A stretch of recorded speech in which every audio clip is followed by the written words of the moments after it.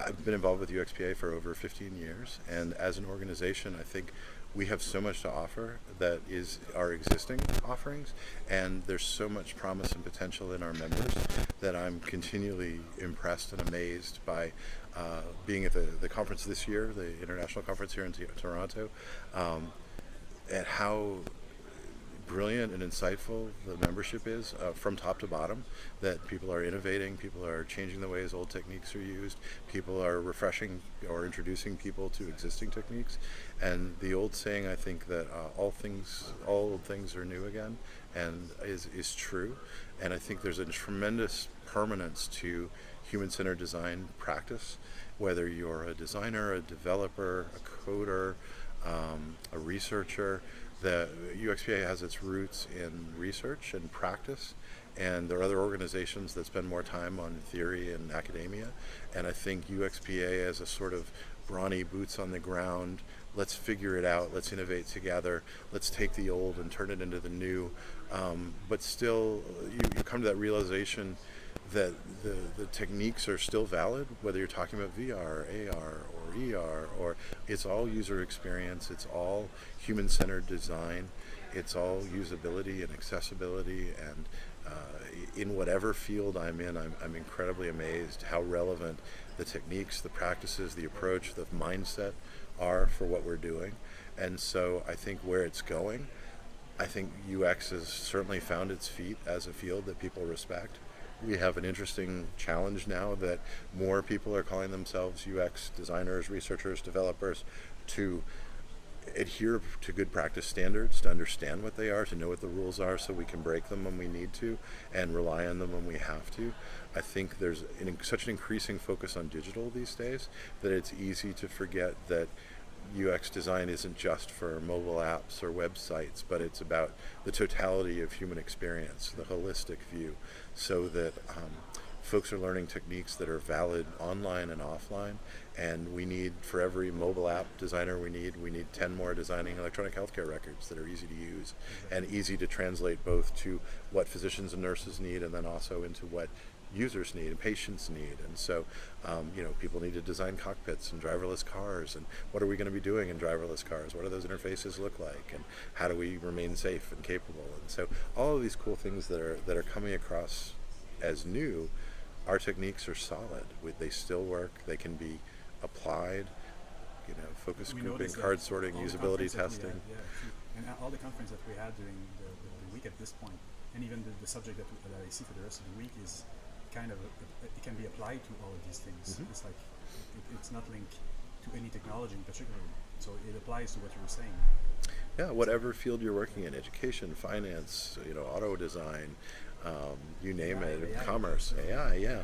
AI is fascinating. I know we're going to be facing big challenges because as we've got big data has to be communicated to people who have to make decisions based on that. And so if you're not presenting a UI that allows it to be clear what the implications of your decisions are, you could make some disastrous decisions, particularly in mission critical areas of safety, health.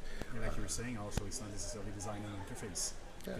If I interface with an AI, it might be in a conversation. Mm-hmm. In a lot of ways that I'm going to be interfacing with the computer in the future. Absolutely, and how those interactions happen. My father has a Alexa, and I asked my mom how he was enjoying it, and she said, oh, he's been trying to stump her for 2 days. So he's having these great conversations with Alexa of, okay, tell me this fact, and asking questions, trying to come up with ones that she can't answer. And so there's more there than just a relationship of fact finding. There, so how do we? A couple of generations were not able to interact with the computer like when we were young. There was no computer, basically, or no computer like we're considering seeing now. Yeah. So how do we embrace what's happening, but shape it in such a way that it's appropriate for people to keep them safe, keep them healthy, focus on the experiences they're having. A given company knows a lot about their product, but they very often know virtually nothing about how it's used in the real world.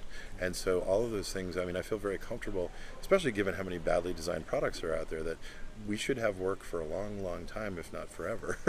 So, It's good to know. and it would be nice to work ourselves out of a job, because that would mean everything was super usable and easy and accessible and appropriate. It's not there. But I don't think it's, we're going to have that for a long time. So people thinking outside of the digital sphere, I think, will be very helpful, and thinking, how can we use digital to interact with the world, but still value the things online and we are offline. becoming kind of an evangelist of centering design on human, centering the machine more on human.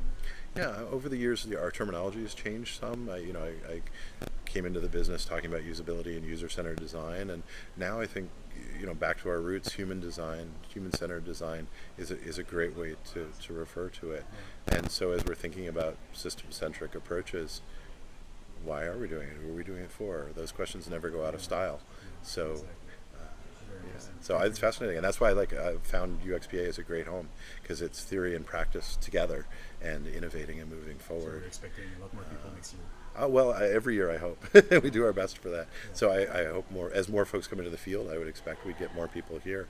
And I think also it took me a little while to realize the value of a professional organization to one's career, to not only come and learn interesting things and attend some sessions and talk to some fun people, but these become the people that are your career network. And at times, if you're laid off or you're changing jobs, they are your lifeline.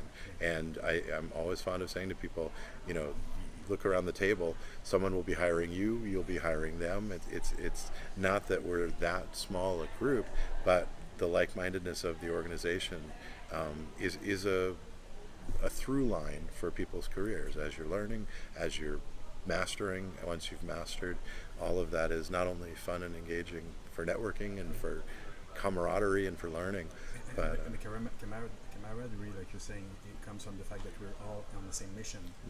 And that's very interesting. We find ourselves like in the position of boss or employee at this time, but eventually we still have the same common mission.